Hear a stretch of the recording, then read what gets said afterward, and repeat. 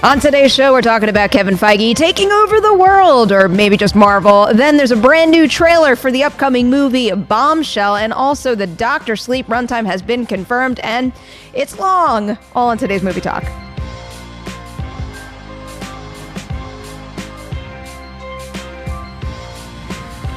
Hello, everyone. Welcome back to Movie Talk. We've got a great show for you today with Rocha and Jaby on the desk. But first, we've got to get to that call sheet. First story on today's call sheet is Addams Family related. According to Deadline, a sequel to The Addams Family, which just hit theaters last weekend and did quite well.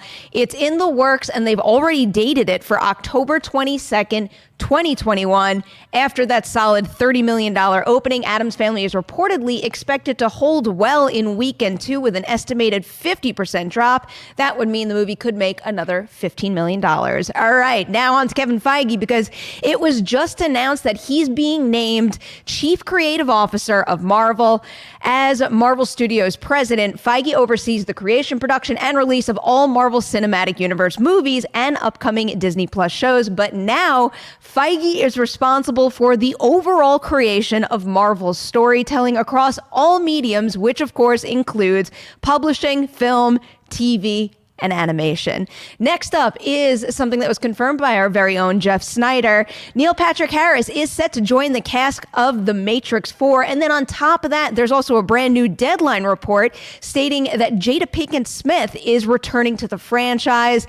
They're going to join Keanu Reeves and Carrie-Anne Moss, who are reprising their roles as Neo and Trinity, of course. And then also, we recently spoke about this one, Yahya Abdul-Mateen II is reportedly joining the franchise as its lead in this new movie. All right, moving on over to Dr. Sleep now. AMC is reporting that the Dr. Sleep runtime is 152 minutes, or if you'd prefer, that is 2 hours and 32 minutes. Fun fact on this one, Dr. Sleep is longer than the movie that it's a sequel to, The Shining. That one clocks in at 146 minutes, or 2 hours and 26 minutes. Now, last up on our call sheet, it's a trailer. We're going to be talking about the new trailer for Jay Roach's Bombshell.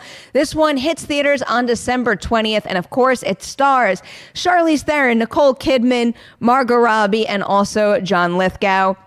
Stay tuned, because we are going to be diving into this one later in today's show. But before we get to our conversations, we've got a little snippet from our Zombieland Double Tap review for you. Check it out. Kind of like takes place in real time. However many years we are removed from that first film, the characters, some of them are kind of grown up now, and they're still fighting zombies. And yeah, I mean, that's pretty much the plot of the movie. Little Rock goes missing and they go out to find her.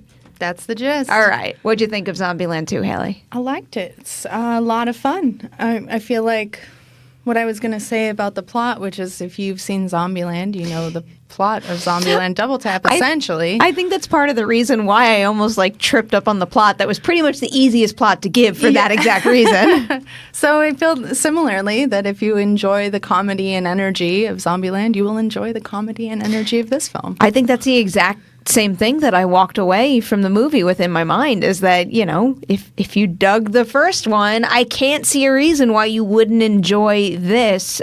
One of the things that I always took to most in that first movie isn't just the crazy colors, the fun of the rules, the creative ways that they use the zombie genre, but it was the family. It was the four of them. I loved spending time with the four of them. I loved being part of that group. And when that movie ended, I wanted to be with that group more. And so the fact that we're getting this 10 years later, which is crazy to me, I was beyond thrilled to reunite with them. And the team behind the movie didn't disappoint in that respect, because I still think the family element is very, very strong in this movie. Oh, I agree. And they have still killer chemistry. Mm-hmm. It's clear that they probably enjoy each other as people, because that translates to them having a lot of fun on screen.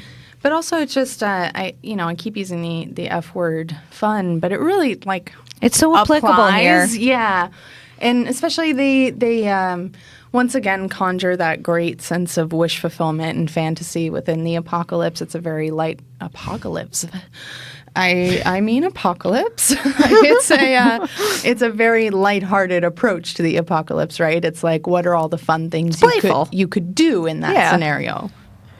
Guys, you're in for it today. That's your one and only warning, because now it's time to introduce the panelists. It's Rocha and Jaby. Hello. Hey. Hello. Hello. How goes it? You all right? I'm good. I'm happy. It's I Wednesday. can't tell what this mood is right now, and it makes me nervous. I got a lot to do today, and I'm scared out of my mind about all the interviews I have to do today, but I'm happy to be here because this is going to be fun to talk about all these subjects. Are you today. allowed to tease any of your interviews? Yeah, well, I got Matthew Modine later on in the day. That's cool. Yeah, and I've got Omar Epps early in the day, and Asaf Kareri, who is the new director for the Maradona documentary that's out there on HBO. So there's a lot today, and I'm excited. Everyone wants to talk to John Rocha. No, I hope. Maybe someday. Jaby, how goes it? Everything's awesome.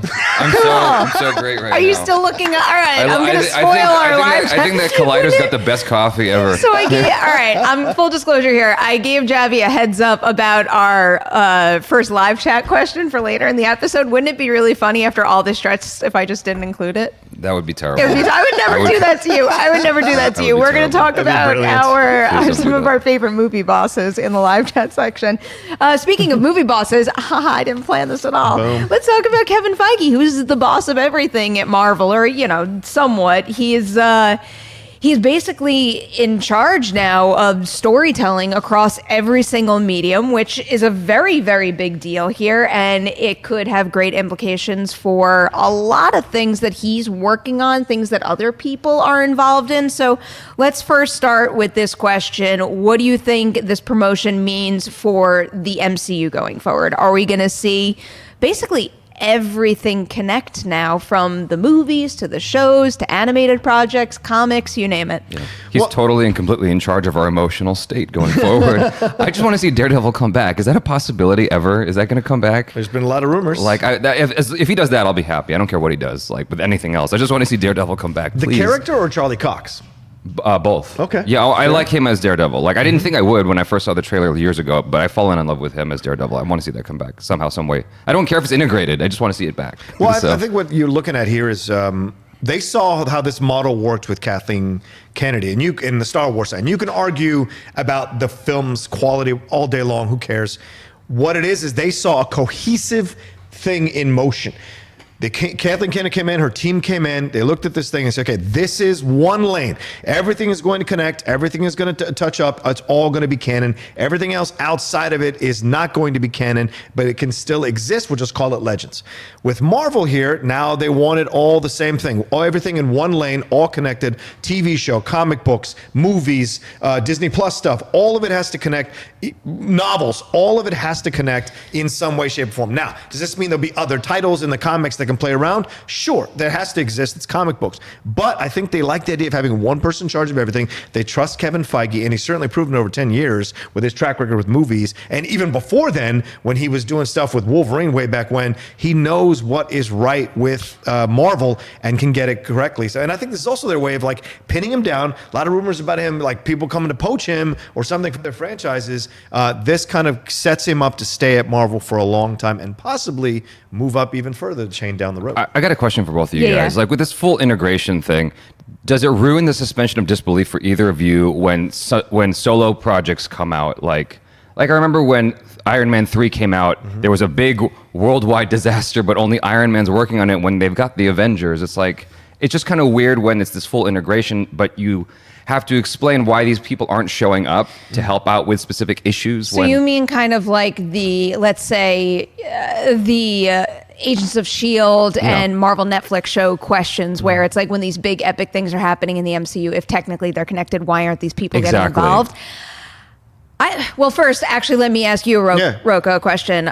So do you think that is the intention, to all of a sudden take a Star Wars approach and keep everything canon? I probably shouldn't pose this question when I don't really know the answer to it. Do we get any Star Wars comics anymore that aren't canon? Have they? No, but we do have there. But there are Star Wars comics from the past. That's like the one sector of Star Wars that I feel a little out of touch with. Right. There are Star Wars comics. They all connect up, but they don't necessarily connect up to the overall storyline they're trying to tell. Like Lando Calrissian had his own comic for a few series, or a few issues rather, but it didn't connect up necessarily into the overall stuff that they were doing. Well, I wonder if this is a different case, just because, I mean, the origin of these characters lies in comic books rather than, George Lucas creating a first movie. So I wonder if he will kind of leave the door open for offshoots that have nothing to do with what we're seeing on screen. But I don't know. Like, you have the business bug in my head. And when I think about that, and when I think about a promotion for someone like Kevin Feige, who has been the architect of all this, it does make sense to me. But, you know, if anything, I kind of hope Marvel takes a cue from Warner Brothers in a sense, and at least leaves some sector of Marvel open to storytelling that isn't directly connected to everything that we've seen before, just to continue to have creative possibilities out there. Because as much as I trust Kevin Feige, and he has most certainly earned this position, and if the time comes, he might deserve to rise in the ranks again, but I just don't want to see everything completely boxed in as much as I love the MCU. I think you make a great point to be concerned about it, absolutely. But I also think what Feige is basically now from this point forward, or when he takes this new mantle, he's just in the room. It doesn't mean that everything has to be approved and only Feige can do it. It's more like, Feige, here's the pitch. If he likes it, boom. It doesn't mean that he has to be intimately involved in it. So he's just in these comic book rooms now. And I guarantee you he's been in these rooms already before he took this mantle. I'm sure they unofficially had him in certain rooms to see what his input is, what his thoughts are. And I also don't think it doesn't mean we can't have offshoots, things like that. Just has to be Feige going, yeah, that sounds good. Do that. It doesn't necessarily have to connect up. It just means that Feige green lights it and it's good to go. So it has that extra level of trust that it'll work. If I had to make a prediction right now, I think there will be a possibility for offshoot type things. Sure. And when I say offshoot, I don't mean a spin-off of, you know, something with another character. I mean things that aren't connected to the MCU. It's like I'm thinking about the What If series that's coming out. I just hope it isn't limited to that. And I think the way you described it might be a little too like loosey-goosey for me. Like, I don't think that's actually going to happen. But I think there's going to be some creative possibilities. It's just going to be probably less than the MCU overall in what he's doing. Doesn't this solve your issue though? Because now all the TV shows will connect. Everything that comes out that's not will connect well, up. Everything from now going forward. That's what I mean. I don't. Yeah, Disney Plus. Even all though this I stuff know will connect tons to of the people are what rooting do you think for my issue it. was? Well, you were saying how the certain TV shows that came to the Netflix Marvel stuff didn't connect up, and they couldn't mention stuff that was happening in the movies. I like that. You did. I You like the I separation. like that it felt independent because then, like, if huge things were happening in the films or whatever, you didn't necessarily have to explain it in the show. The show could get away with its own rules, its own paradigm. Where, like, that didn't frustrate you? I liked that. I liked that it was his own thing and didn't depend on this thing over here. And especially for people who are just coming in that are more casual, they can just drop in and enjoy something not have to catch up on like 22 movies and whatnot, or 4 other shows before watching Daredevil or something. Yeah. I think those scenarios could happen going forward, but I don't think he's ever going to go back. Like, I think they're still going to take the mentality of, things that were started under Feige are in play, but I really don't think they're ever going to bring those Marvel Netflix characters as we knew them back into the fold. If anything, we might get new iterations of those characters. And, this does seem like a long shot, but I'm not going to completely close the door to this possibility. Maybe they will bring Charlie Cox in to play Daredevil again, but it's going to be a semi-new interpretation of the character if there's so many fans out there rooting for him to keep the role. There are already rumors that Kristen Ritter is going to come back, possibly as Jessica Jones, into this new universe. Because as the Defenders have to factor in, as much as they want to go cosmic, they've still got to anchor it on Earth. And the Defenders are more of a ground-based force, and so set in New York. So Daredevil could be coming that way. Certainly Jessica Jones. So do you think that if they do that, though, it's going to be the events of what happened in those seasons looping in, or do you think it's going to be more of a, and I don't necessarily mean a completely different interpretation of those characters, but I think they're going to do something to make it feel like distinct, like a clean break in a sense. Yeah, I think if we get anything that relates to those old Marvel TV shows on Netflix, it'll be an occasional comment. It won't be something that which is a wink to the fans, but it won't be something that necessarily leans in to what happened in those shows. So I would be very surprised if they did that overall. But but I like this idea. You're a huge fan of like the full integration of everything. I like things to connect. I'm kind of in that way, which is a positive and a negative for me sometimes. But I like things to connect because I'm an old comic book reader, and back when they used to have a series, you'd go, okay, you got to buy this episode of Alpha Flight so you can keep going with the main series. And this episode, so it makes you buy other comics that you normally wouldn't have tried, so that you could get into it. So this is also maybe a mentality business wise, as you mentioned, Perri, is this idea of like, well, I wouldn't normally watch this TV show, but apparently it's going to link up into this movie later on, so I got to watch it. So it's a way of training you to be a frustrates consumer. me so much. I know. I'm I like get that. caught in the middle. There's pros Yeah. and cons to every single scenario. Yeah. I understand this approach and I appreciate how well they've done it thus far. Yeah. But I go with what you said. I want there to be entry points, reasonable entry points for people. I actually think a lot of the MCU movies can stand on their own 2 feet, regardless of the well-defined connections with the greater Marvel Cinematic Universe. But I want to make sure there's more, offshoots that don't have that same vibe to it, if you know what I mean. How do you feel when like there's a worldwide disaster in a show or a movie and all the Avengers don't show up and it's just like Spider-Man's working on this? You know what I'm saying? That happens in the comics, so that makes sense for that to happen in the comics because you could make that argument for every comic book line. Spider-Man's dealing with this. How come all the other New York superheroes aren't showing up to help, or the other New York villains aren't showing up to help the other villain that's doing this? It's just part of my trained mentality of reading stuff with comics is that you allow that. It's a suspension of disbelief. They also started to actually make an effort to explain where people were too. So I think they're probably doing that to tee up what we're discussing with the future of Marvel and the MCU. But we also have to talk about some other Kevin Feige news that broke recently and how this new promotion might affect that. We know that Kevin Feige is developing a Star Wars movie. And, again, this is just speculation for when that story broke. But a lot of the conversation was, is this just the tip of the iceberg? Is this Kevin Feige taking not just a role in Star Wars, but starting to position himself to maybe, not necessarily completely take over that element of Disney, but step in a larger capacity. So one, what do you guys think that all these job requirements mean for his input on that Star Wars movie? And does this new promotion completely take off the table the possibility of maybe Feige joining forces with Kathleen Kennedy and leading Star Wars together? I think he's a very, very smart guy, and if there's anyone for the job, it's him. I'd love to see what he does with it. I just get afraid of the smart guy getting spread too thin on too many different things. That's my only concern. So, yeah. Well, if you listen to Sony, he was so busy. Apparently, he wasn't so busy. Yeah. He can do a lot of things. That's kind of what Kevin Feige is built on. But Perri, you bring up 2 interesting points. One, my belief is this is if you work in businesses long enough or companies long enough, you see people who get handed more and more responsibility as they move up the chain, more and more trust. This is them handing a little more responsibility to Kevin Feige. How does he deal with it? If he deals with it really well, there's going to be more responsibility down the road. And I think this is them lining him up to take over Iger's spot down the road. I do believe that. They're 20 years, we were talking off camera, there's 20 years age difference between the two gentlemen. And certainly there's a possibility that Feige could move into that situation, especially because no one complains about Feige. And unfortunately, with Kathleen Kennedy, she's taken some slings and arrows, taking over the Star Wars thing, which is unfortunate for her. She's a fantastic producer. So no one's thinking, Kathleen Kennedy could be maybe moving in. And maybe she doesn't have an interest in that situation. That's certainly possible, too. But it seems like Feige certainly has an interest in moving forward and forward and forward as he accepts more and more of this responsibility. So I like this idea. I think Star Wars, giving him that Star Wars movie is more like, we love you. Here, have fun with this. Here's a new toy. Play with it. See what you can do. And enjoy yourself. Enjoy yourself. Expand yourself creatively. Have a good time.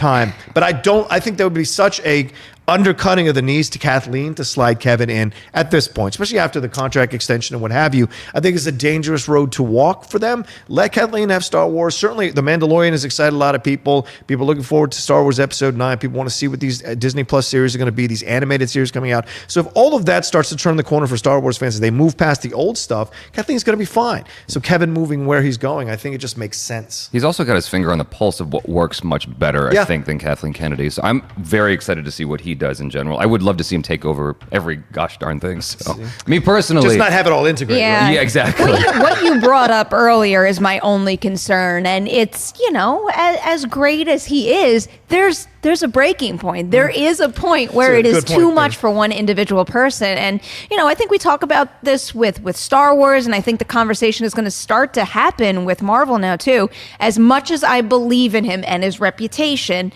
there is a point where someone needs to start to assemble a team around him, or maybe some go-to people right underneath him. It's like, I've said this before, I think one of the best things Kathleen Kennedy could do is, pick out a Dave Filoni or something, or someone like him, and make him her number 2. Someone who can, focus on the nitty-gritty, because this is a big picture role, which is why we have to bring up the Star Wars thing, because the way I interpreted that news when it broke is that he's got a story story he's super passionate about, and he wants to be hands-on with something like that. I am not saying that this definitely closes the door for him being super hands-on with that particular project, but there is only so much one man can do. We're talking about TV, film, live action, animation, comics, a Star Wars movie, what they're dealing with over at Sony. There's so much on his plate. I wouldn't mind if in the coming years he starts to maybe name people, not necessarily his successor, but his right hands, the team around him, where if he is occupied with something, they can step in, handle it, and we can have just as much faith in them. Yeah, I think what you're saying is actually the key there, because he's the 5 people next to him. He's the people he surrounds himself with, helping him to make these decisions. Because he's taking credit for like making all these smart decisions, but I'm sure he's having conversations with the people, getting informed, trying to figure out what's the smartest move forward. And so I'm pretty sure he'll just hire more people that he trusts to help him make the most informed decisions possible. And it's not to say that these people don't exist. For all we know, like, he's the face of Marvel. For all we know, he already has some very good people around him, and likely does. It's just, like, we're sitting here on Movie Talk. Movie news is a big deal out there. I wouldn't mind meeting some of these people if they already exist, especially because, like, Disney is just like a freaking colossal monster right now. They're pivoting right now in some interesting ways, and I think they need to do that with their leadership as well. I think you make a great point, Perri. Absolutely, because if what I'm saying it comes true, he becomes an Iger. Iger's job was finding a Feige, finding a Kathleen Kennedy. So now Feige's got to do the same thing. Ironically, down the road, is find his version of himself or version of Kathleen Kennedy, somebody who can take over these mantles and keep them going. And that doesn't always work out. We've seen this before. Someone creating something and then handing it over to some successor, and the successor absolutely fumbles the ball when they take over. So those are those concerns. And you bring up another interesting point too, and we should look at the possible negative of this, is he going to be stretched to the breaking point? Our director is going to be, I can't get in touch with Feige, he's off doing this comic books thing. Okay, is that going to affect relationships? I wonder. That's something he's got to be concerned about as well. Just focusing on the movie stuff is easy. Now that you're expanding it, more and more creatives, more and more people involved in productions are going to want your ear and your time. Are you going to be able to give all of them the proper amount of attention to get everything where you need it to be? I don't know. I think the difference between him and others like Kathleen Kennedy is he's not just coming from a business standpoint. He's like a true through and through comic book fan. Yes. And I think he'll be able to identify people to hire much more effectively than like Kathleen Kennedy or whoever else, because he's coming at it from a creative standpoint as well, not just business. Yeah. If that makes any sense. Yeah, I got high hopes for this move, and congrats to Feige. A well-deserved promotion right there. Story number 2 today is that new Bombshell trailer. So I actually was lucky enough to see the movie last night. There are some first reactions out there. We're not allowed to review it just yet. But before I even share some of these thoughts about the actual final cut of the film, what did you guys think of the trailer? Did this do anything to add to what they started with that first teaser trailer? I saw the trailer yesterday for the first time. I was floored by it. I mean, I love Charlize Theron, though. And I think that this is a great story to tell. I think that one of my questions was, is this appealing only to the left? And I think that it appeals across the board, because we're curious about when people we love, heroes of ours, like go down. We want to know how all that transpired. What went on? What's the behind the scenes of that? And so I feel like even for the right, people, who are more conservative would want to watch this movie just to see what's going on, like, the true story. Without getting into a review, I will say that I think with all 3 of these women that you see on the screen behind Rocha right now, I think they dig into the complexities of what they're going through in a way that creates an entry point or things that many people can understand, while also being encouraged to view the opposite side of a situation. Okay, so this is an interesting trailer. Oh God! Because the acting, incredible. I love all 3 of these ladies as actresses. Absolutely. I was a bit thrown off at the beginning with Kate McKinnon. Like, are we making a parody or a comedy or something? Don't be. Okay, because it feels weird a bit. And when Kate does stuff, she's always going to be Kate, which makes her incredible, and also at times takes you out of movies. Like in Yesterday, whenever her scenes were in Yesterday, I was like, why is this? This seems weird. Or in Ghostbusters, I felt like she was acting in a completely different movie, even though I loved everything she was doing. So that threw me off a little bit. But when the trailer finally got into what it's going to talk about, I really enjoyed it and liked it. And got to give a shout out to Jay Roach. As much as we're talking about these horror directors who are sliding into these blockbuster films, we got to start talking about these comedy directors now that are sliding in and doing some incredible work work with more dramatic fare, as we saw. Whatever my feelings about Green Book, fairly won an Oscar for that thing. You can't argue that. McKay's The Big Short, same thing. The Big Short writer wrote this as well. So Jay Roach, who did the Austin Powers movie, is in here doing this dramatic stuff. Charles Randolph. Charles Randolph is the writer. That being said, this is a terrible situation for these women. Obviously, sexual harassment, horrible thing, what they experienced. Roger Ailes, Lithgow looks incredible, kind of channeling a little bit of Churchill in that way that he did in The Crown. My thing is, I hope the film's even-handed in showing some of the despicable things these people said on air as well. They have to balance out to show me the complete picture. Megyn Kelly said some pretty despicable things, some racist things, Gretchen Carlson as well, when she was on those shows. So as long as they're addressing that in the equation, then I'm okay with seeing this movie and seeing a more rounded picture about what happened here. That's my concern. I have a small comment on one thing you said, which is the humorous element. I actually like the integration of humor into this because it could be a boring, dry subject otherwise for some people. For me, it gets me even more hooked seeing that it's having that comedic element that is within the realm of what's actually happened. Right. Like the reaction people have to things can be funny, and that's just part of life. Yeah, and I think it's just me, Jeb, because even JoJo, the first 10 minutes of JoJo, I was like, oh, and then it sunk in, and I loved it all the way through. So this could just be me as a viewer. All right, I've got a couple of first reactions to the full movie for you guys, and I want to know your thoughts after we run through them. Most of them are fairly positive, my own tweet included, but we're going to kick it off with our resident contrarian. It's Jeff Snyder.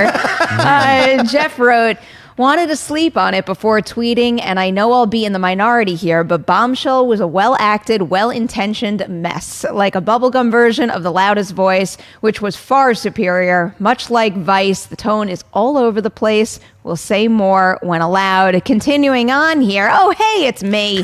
Mighty rattled by Bombshell right now. A sharp, searing, and electrifying piece that just made an indelible impression on me and is bound to make a whole lot of noise through award season. Charlize Theron, Nicole Kidman, and Margot Robbie bring on the nominations. Continuing on with Katie Walsh here. Bombshell is fascinating, a spiky, rollicking, and relentless legal thriller. I love how morally complex the filmmakers and actors allow the characters to be. Cool. They're not the heroines you expect. They're just trying to do right. Charlize is unreal, and Kazuhiro's makeup is insane. Moving on over to Scott Menzel, who was just on Movie Talk. Bombshell is the most important film of the year, a quintessential must-see for the Me Too era. Charlize Theron is unrecognizable as Megyn Kelly and delivers her boldest performance to date. Margot Robbie is absolutely remarkable and is sure to be nominated. We can't wrap this up without a tweet from Scott Mance. He writes, Bombshell, riveting, engrossing, essential, and empowering procedural about the fall of Fox News topper Roger Ailes, starts strong and gets more potent as it progresses. Superb performances from Charlize Theron, Nicole Kidman, and Margot Robbie. Bombshell is a terrific movie. I just want to comment on the first one. I mean, obviously not having seen the film, I can only say so much, but I think with this, any real story, any biopic, you have to be more forgiving, and I fully expect it to be somewhat of a mess because you're basing it on real stuff. And so you can't have the perfect narrative structure like you would with a film that's completely original, That is one of the challenges about, touchy topics like this too, especially when some of the movie comes from certain individuals' perspectives. Yeah. It's like that kind of colors the tone a little bit. So it's just an interesting line to walk when you're making a movie like this. Do you feel it's a fair movie, both sides? I'm not. No, I don't mean. Yeah. I don't mean between the harasser and harassee. I was more so debating how far to push my comments right now because there's a review embargo. So okay. Until this point, I've only reiterated what has been in these tweets, and I can tell you whether or not I agree with certain tweets. Sure. And I think that's where I'm going to draw the line right now. If I had to guess, there is some bias, obviously, because it's coming from their perspective, and they're the main characters. I mean, left-right bias. I mean, left-right balance is what I'm talking about because I don't like films that are too right or too left. Oh, gotcha. Yeah, like The Contender. I didn't like films that are so skewed one side of the political spectrum over another. I just do not enjoy. I like a more balanced don't think I can answer that without getting into a more substantial review-like comment. So I will respectfully pass on answering that one. Is it a priority for you guys? Are you going to see it when it comes out? It looks great. Very much. Yeah. I want to see it. We're definitely going to be covering this one on Collider FYC because, hey, I'm going to reiterate my tweet. All three of them deserve nominations. Are you allowed to talk about John Lithgow's performance at all? I think he's phenomenal. Okay. Yeah. This one I think is going to... I think it's going to wind up in quite a few categories this year. I know there's a lot of hype for Charlize right now, and it's well earned. But there are so many different departments here that I think deliver exceptional work. Yeah. All right, before we move into our last topic, which is a horror topic, which makes me happy, we've got some content coming your way on the Collider Video YouTube channel, like Rumor Mill. Check out this promo. What's up, Collider video fans? Josh McCouga here. I'm the host of a brand new show on Collider called The Rumor Mill. Now, we're live every single Wednesday at 2 p.m., but we're live on the Collider Video Twitter, so you have to subscribe there if you want to interact live with us. If you want to throw in some rumors of your own that we want to incorporate in the show, you have to tune in live. Now, you can watch the show on YouTube later, but again, if you want to watch live with me and 3 panelists getting rowdy, giving points to each other, and just yelling rumors, you need to tune in live on the Collider Video Twitter, 2 p.m. every single Wednesday. What's up, Collider fans? Ryan Satin here from ProWrestlingSheet.com, where you can find the top stories throughout the week in the world of professional wrestling. If you're a wrestling fan like myself, then you'd be doing yourself a disservice by not checking out all the shows we do every week on YouTube.com/C/Wrestling Sheet. In particular, on Wednesdays, we've got a SmackDown recap show hosted by John Rocha and myself, where we pick apart and talk about every little thing that happened on the Blue brand. So do yourself a favor and go subscribe at youtube.com/C/Wrestling Sheet. All right, who's ready to talk Dr. Sleep? I'm always ready to talk Dr. Sleep. So you guys hear this movie clocks in at 152 minutes. Given the lengthy movies we've seen thus far this year, does this concern you at all, or does it not matter and you're going to go see this movie no matter what? For me, I've largely moved away from like horror and whatnot. I know you're like deeply entrenched in it, but the reason why is because the reason. What have you said? Breaking my heart. You don't utter those words in Halloween. This is just a preface. Lord Almighty.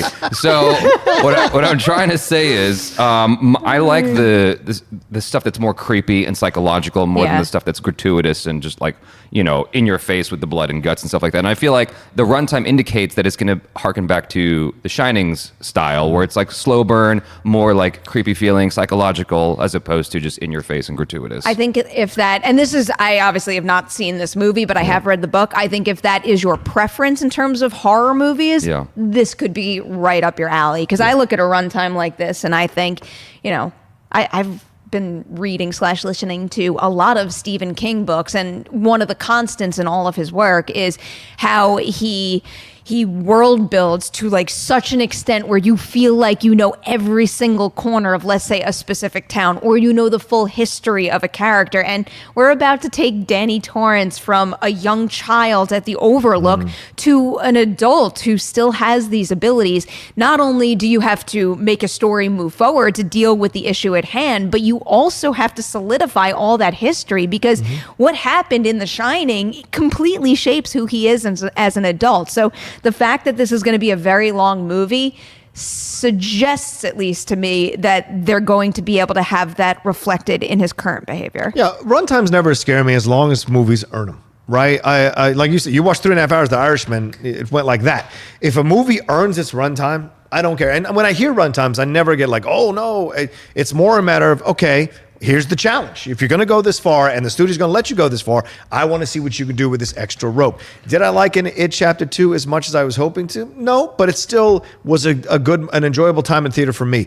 This excites me, and this makes a lot of sense that it's longer than The Shining, because the story is more expansive. There's more characters involved here. There's a larger story at play here. If this character is immortal, then you've got a bigger story to tell. So naturally, you need more time with it. Plus, if you're going to go back and forth in time in his memories and what have you, that automatically makes the film a little larger, a little bigger, needs more time. You can also have more confidence that it's not going to be rushed. Yes. Like a rushed story. And it's also not just Danny's story either. It's Abra, the young girl in the story, in the movie. It's also Rebecca Ferguson's character, Rose the Hat, and what she's involved in. That's got a rich history too. Yeah. So I don't think there was any other way to go. But admittedly, if I'm being completely honest here, whenever I do see a runtime like this, yeah, I get nervous. If it's a super long runtime or a super short runtime, I'm like, oh, maybe that's a little more of a challenge. I hope the movie justifies it. But when I do see a very long runtime, like admittedly, going into The Irishman, yeah, I was freaked out because I don't like to get up in the middle of a movie for anything. I will sit there and suffer, desperately needing to use the restroom before I will get up and go in the middle of a movie. Yeah. You can say that now as a young person, Perry. Just wait till you're in your 40s. I guarantee you that will change. The only thing that's throwing me is It Chapter 2. Like, I did not enjoy the length of that movie at all. I did not need to be 3 hours. It just didn't. Like, why? Yeah. Why did you?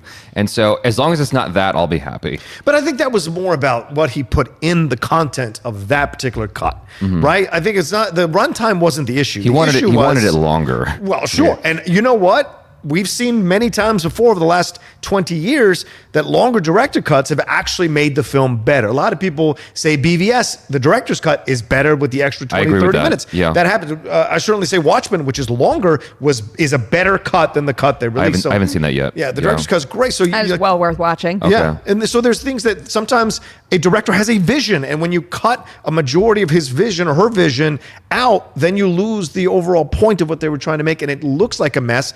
I guarantee you, well, not a guarantee, but I hope that It Chapter 2 gets released in some original cut that he wanted to, and I wonder if people will go see and go, oh, now this is fantastic. I wonder.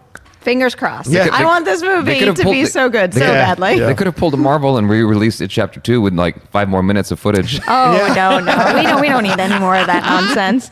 Everyone's allowed to make mistakes. Let's just forget that ever happened. All right. Live chat questions. All right. You ready for this, Jaby? Do you have a long list? This is going to be the only... I have three names I came up with. Here's okay? the question from Alex Dom, who All of them are- asked, today is National Boss Day. What movie boss would you like to have to work a Collider? So what do you got there? They're all silly. The first one I chose is M from James Bond. Okay. Judi Dench's version. Oh, nice. I would be happy with that. Lou Grant from the Mary Tyler Moore Show. Have you guys seen Mary Tyler Moore? Yes. Yes. Okay, cool.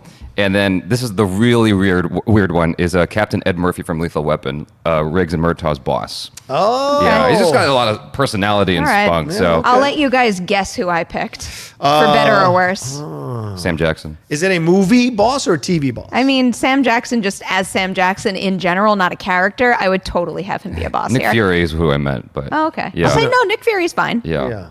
But I'd prefer just Sam Jackson, Okay. Sam Jackson. Gotcha. Trying to think. Just, I mean, Iron there's Man. not many avenues to pursue with me. Yeah. Is it all horror? It's John Hammond, guys.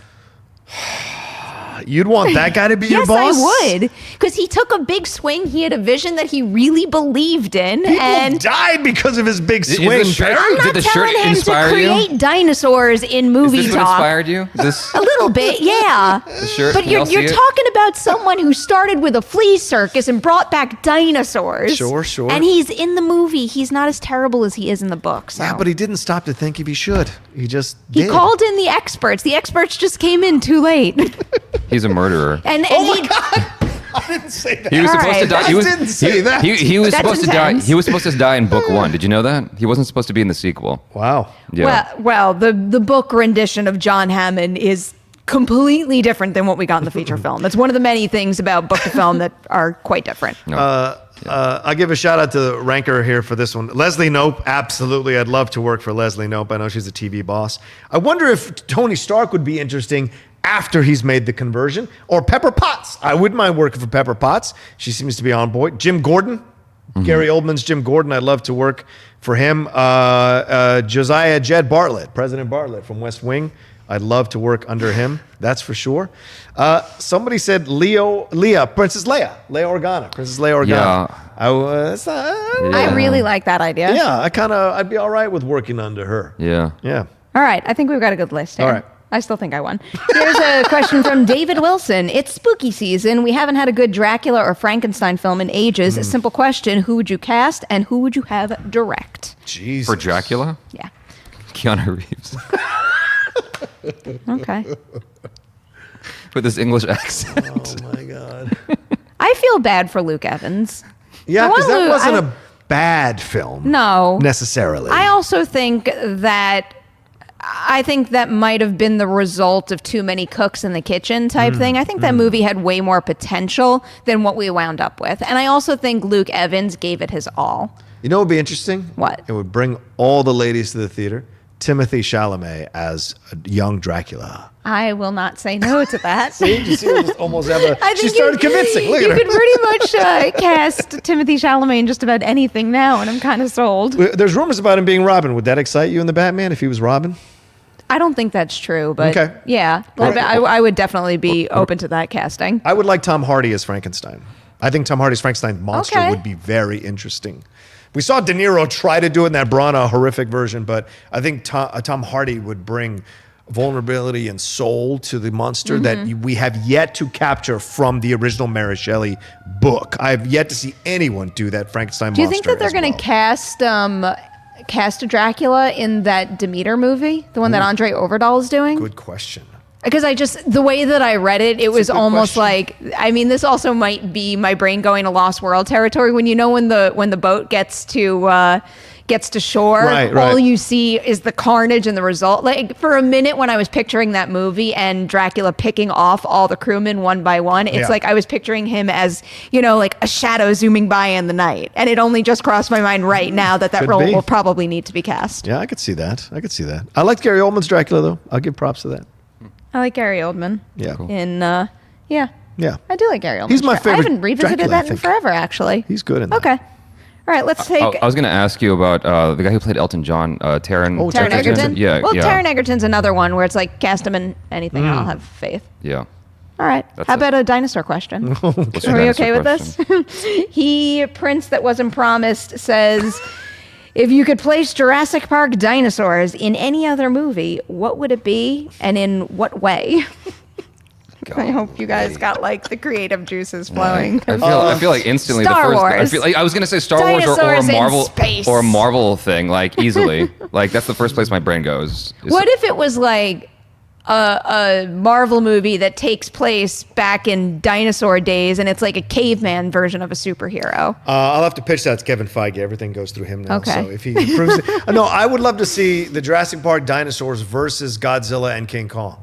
That would be a fun-ass movie, in my opinion. Did you guys ever play Metal Gear Solid? Either of you? Damn, I'm sure people watching skipped by know what me. Metal Gear Solid is. But I'm like, sure they do. I know what Dinosaurs- it is. I just haven't played Well, it. dinosaurs in the Metal Gear Solid universe would be profoundly interesting to me. With Solid Snake trying to sneak around and take these things out, that would be fun. What about Wreck-It Ralph with the Jurassic Park dinosaurs? That's too easy. Yeah, that's alright, too easy. alright. Like, Sorry, Jaby. Yeah. Because I mean, you have all these integrations of IPs and video games and stuff like that. That's like, Oh. of course, you're gonna have dinosaurs at some point, like naturally. That's like Dinosaurs versus predators. that's like saying, how about dinosaurs in Ready Player One? It's like, of course. I mean, there was Well, they one. were Yeah, already, exactly. yeah. Good point. All right. I'm curious to get your thoughts on this because it's not the typical horror panel right now. The Big Enchilada wants to know, what are some horror movie suggestions that are not obvious? Exorcist, Freddy, Scream, Halloween, etc. So is there any kind of like under the radar horror movie that you've watched recently or ever and you want people to know about it? Gone Girl. That is a horror movie. I don't care what anybody Yeah. says. That is a horror movie. Angie Han wrote something really cool about it that Haley Fouch tweeted about. I read last night.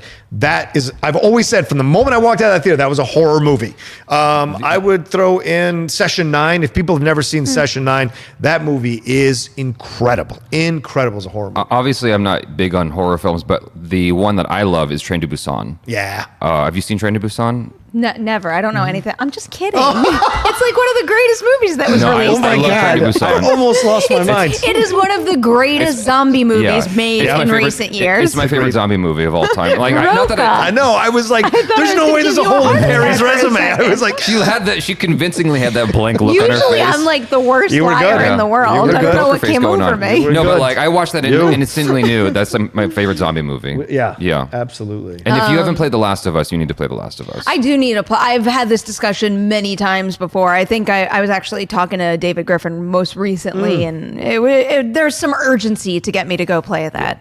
I think I'm going to think about Shudder right now. I'm going to just say it's not a movie, but I would say if you haven't watched any Channel Zero, I think that is a horror anthology show that could appeal to everybody because they're very well developed, interesting scenarios. It's not just about carnage. If that's not your thing, I would recommend that one. I'm also going to say, okay, this isn't... What is Shudder about?